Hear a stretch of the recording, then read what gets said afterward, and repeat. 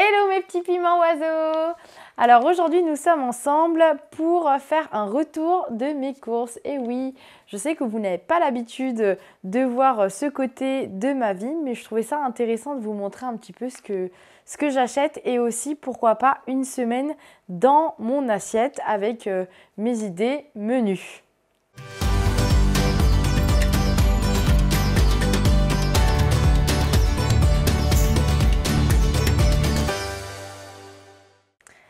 Alors, pour vous montrer un petit peu justement tout ce que j'ai acheté, sachant que ce que j'aime bien faire en général, c'est de faire du stock.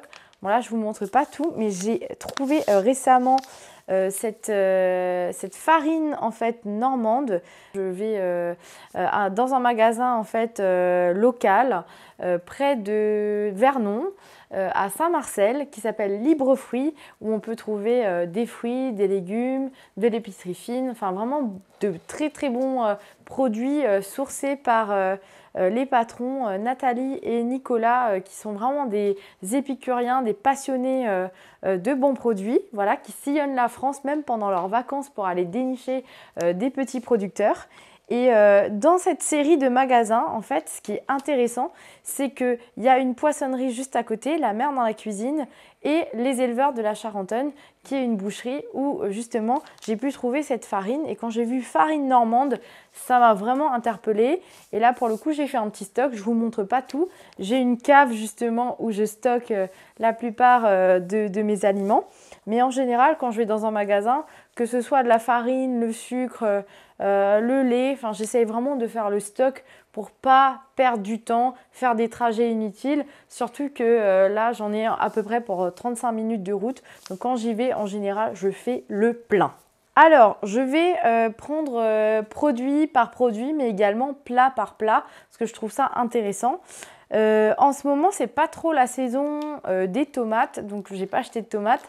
J'ai prévu de faire un rougail saucisse, tout simplement parce que c'est un peu ça mon travail, c'est de créer des recettes.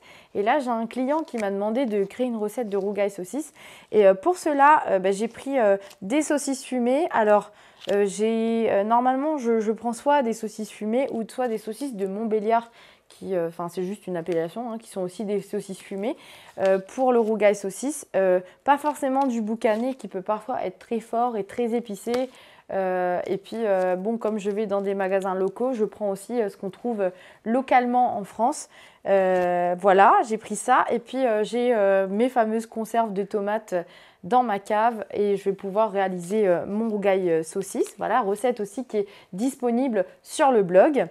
Ensuite, j'ai pris de la viande de bourguignon, voilà, parce que ça ne sert pas que à faire du bourguignon, hein, même si le nom peut nous faire penser. Je vais faire un curry de bœuf. Donc un curry de bœuf, c'est quoi en tout cas pour les Mauriciens?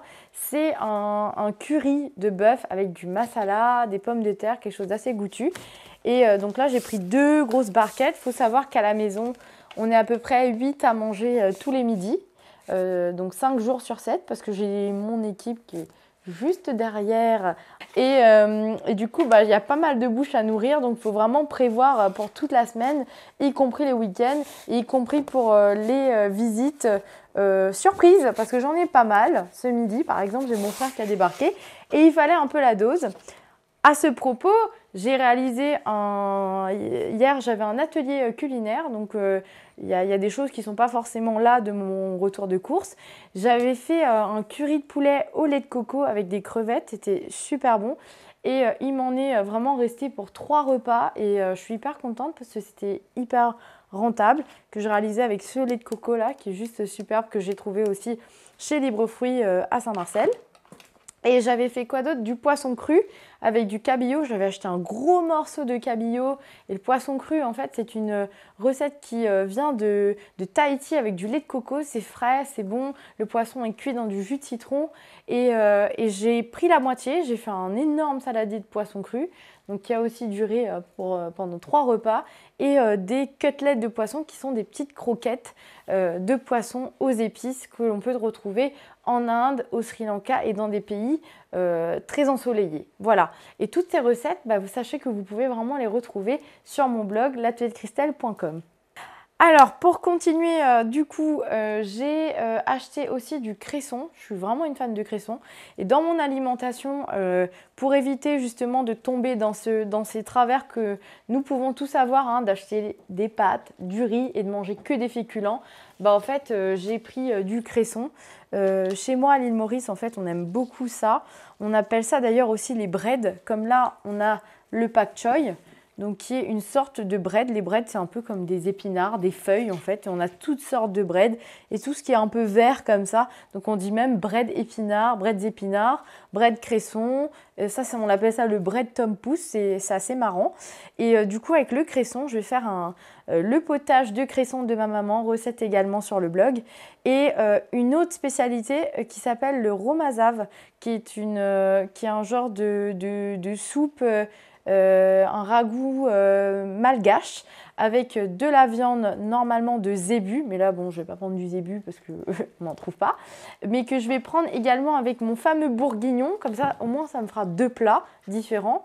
Et en fait j'avais revisité la recette avec du riz Tilda parce que je leur avais créé une recette justement et tout ça c'est sur le blog. Pour continuer donc avec le pak choy, qu'est-ce que je vais faire? Je vais faire un ramen.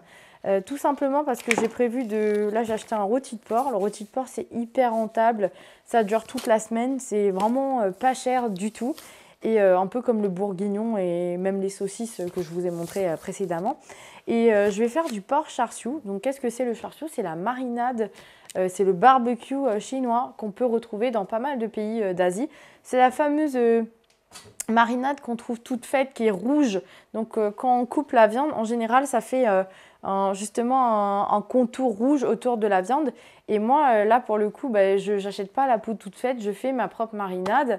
J'ai, à ce propos, déjà fait une vidéo sur 5 recettes à partir d'un poulet où j'explique tout sur cette fameuse marinade sur le char siu. Et une fois que j'aurai fait ça, servi avec un petit écrasé de pommes de terre, et pourquoi pas d'ailleurs dans mon écrasé de pommes de terre avec des petits oignons rissolés, ça c'est pareil, j'en achète une tonne à chaque fois, les oignons, l'ail, le gingembre, c'est vraiment des choses que je prends à outrance pour vraiment parfumer mes plats. Et bien justement, je vais servir le char siu avec un écrasé de pommes de terre, avec un peu de cresson dedans, toujours pour avoir des légumes et pas que des féculents. Et à la fin, quand il va me rester du porc, vous savez bien que le porc, comme le poulet, quand il en reste le lendemain, bah souvent ça se fige, ça devient assez sec.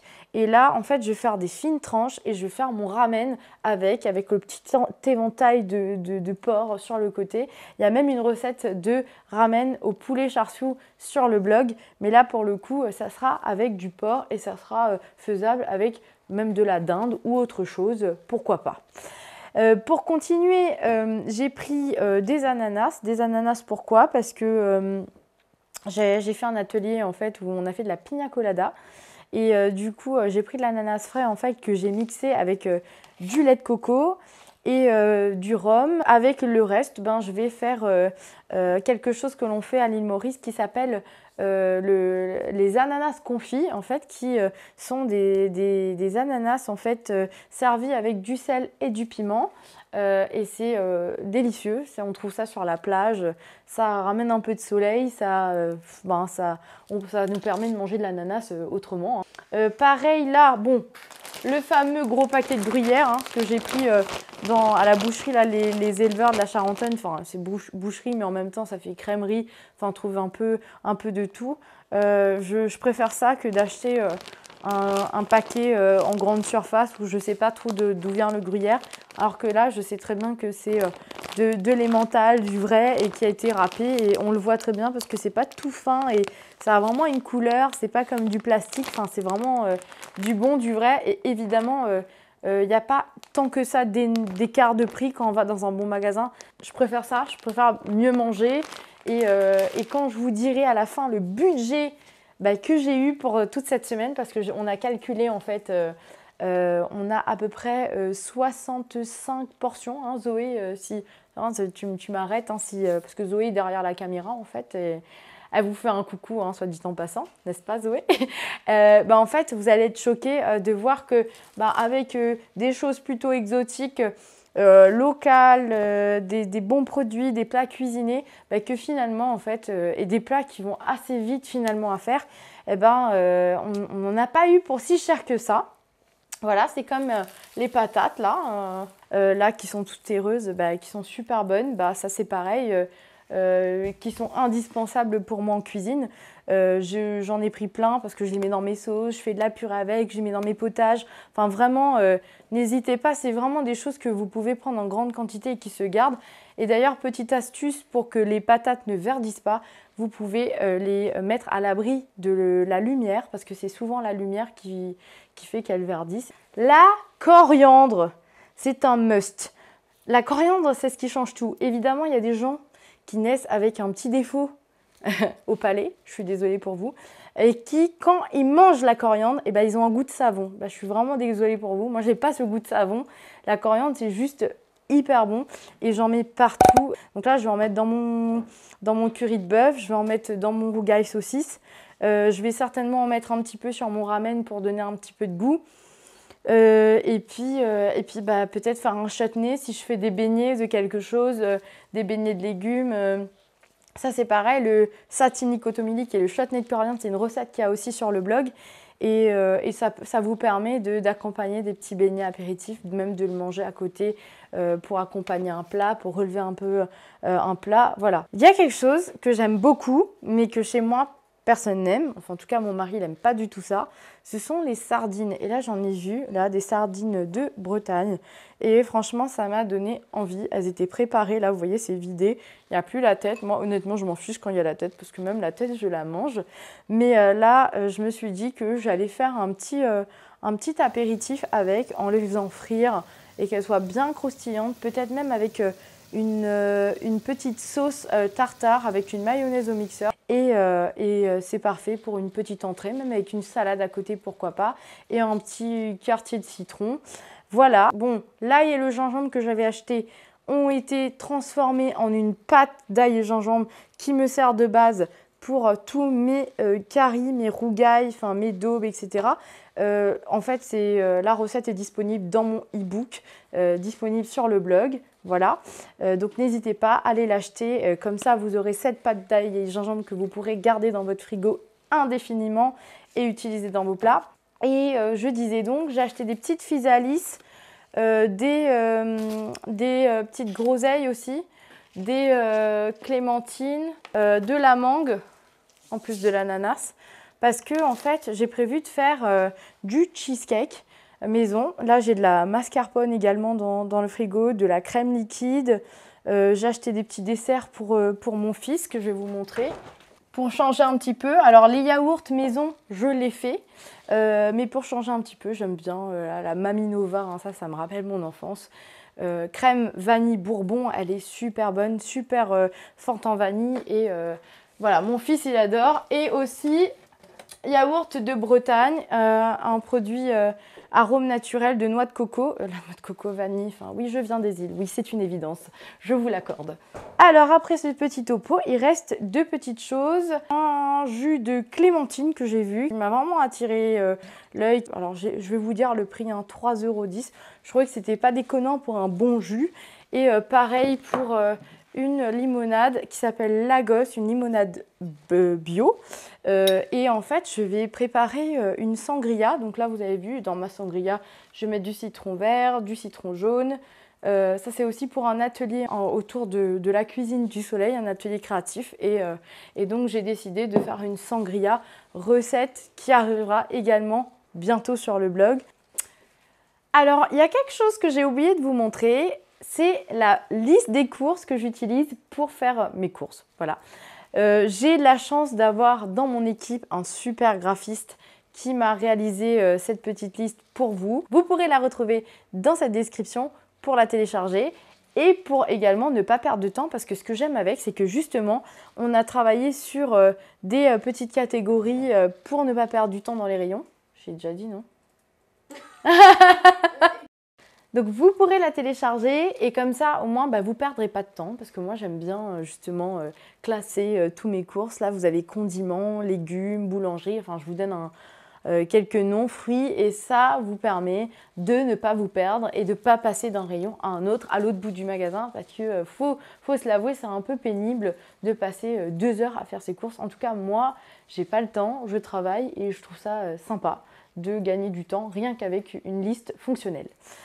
Autre chose, pour le budget de mes courses, sachant que là, il n'y a pas tout, il y a quand même pas mal de choses que j'ai déjà utilisées. J'ai dépensé 200 € environ et on a calculé pour 65 parts, parce que sachant qu'on a calculé le repas du midi, le repas du soir, je n'ai même pas calculé le petit déjeuner d'ailleurs. Hein.